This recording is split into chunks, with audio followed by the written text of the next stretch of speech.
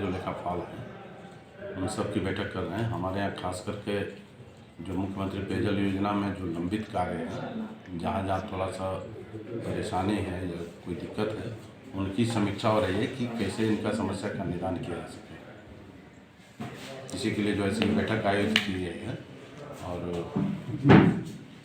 जितना जल्दी हो उसको क्रियाशील कैसे किया जा सके उसी के लिए हम लोग रिव्यू किए हैं। वो जो वहाँ लिस्ट है वो अक्रियाशील वार्डों का है और उसी पर जो है सो ये रिव्यू वगैरह हम लोग कर रहे हैं। तो सर है अब तो बहुत जगह पर जो है ना अब हमारे यहाँ जो है ना सो क्रियाशील वार्डों की संख्या बहुत है।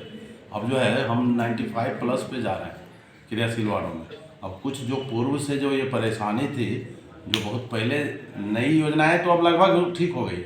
जो बहुत पहले जो शुरुआती दौर में जो परेशानी उभरा था, लोग जो है पैसा खर्च कर देते, काम नहीं हुआ था, उसी में अवरुद्ध था, जिसको हम लोग एक एक करके अब ढीला कर रहे हैं। मात्र 16 वार्ड ऐसा है जो हम लोग उसी के रिव्यू के लिए ये सब किए हैं। सुधार के लिए क्या कदम उठाए जा रहे हैं? और सुधार के लिए तो 3 जगह हमारे FIR वगैरह भी किए हैं, जो लोग पैसा लेकर के किए हैं, जैसे बाजेपुर वार्ड नंबर 10,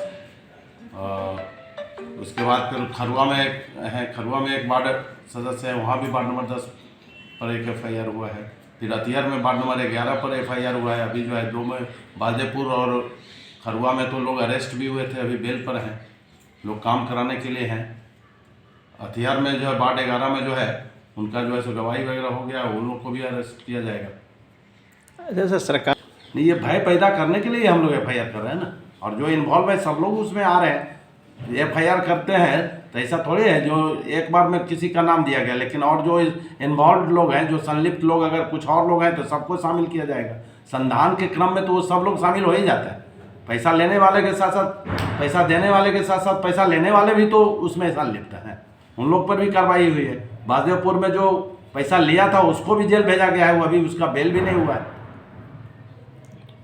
सर हो चुका है प्रभार का समस्या। हम लोग यहाँ जो है ना 2-3 वैसा ही प्रॉब्लम है, जहाँ जमीन लोग दिया था तो वो लोग जो है सो नहीं दे रहा था। तो अब तो सरकार का भी निर्देश आ गया कि जो जमीन मालिक है और अगर जैसे वो चाहता है कि हम खुद ही अनुरक्षक बने तो राज्यपाल के नाम से वो रजिस्ट्री कर दे, हम उसको अनुरक्षक बना देंगे। तब तक के लिए तो उनसे हम जबरदस्ती प्रभार ले ही लिए हैं।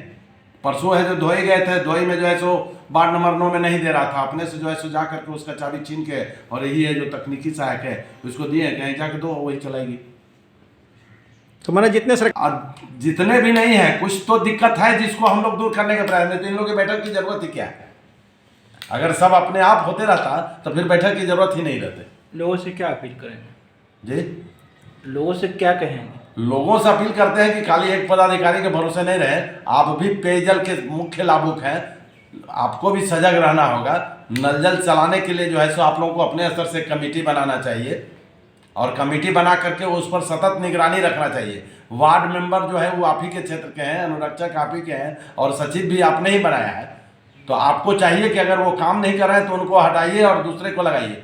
वार्ड मेंबर नहीं कर रहे हैं तो आप लिख करके सब लोग दीजिए, वार्ड मेंबर को हटा के पंचायत काम करेगी। शिकायत कहाँ करें?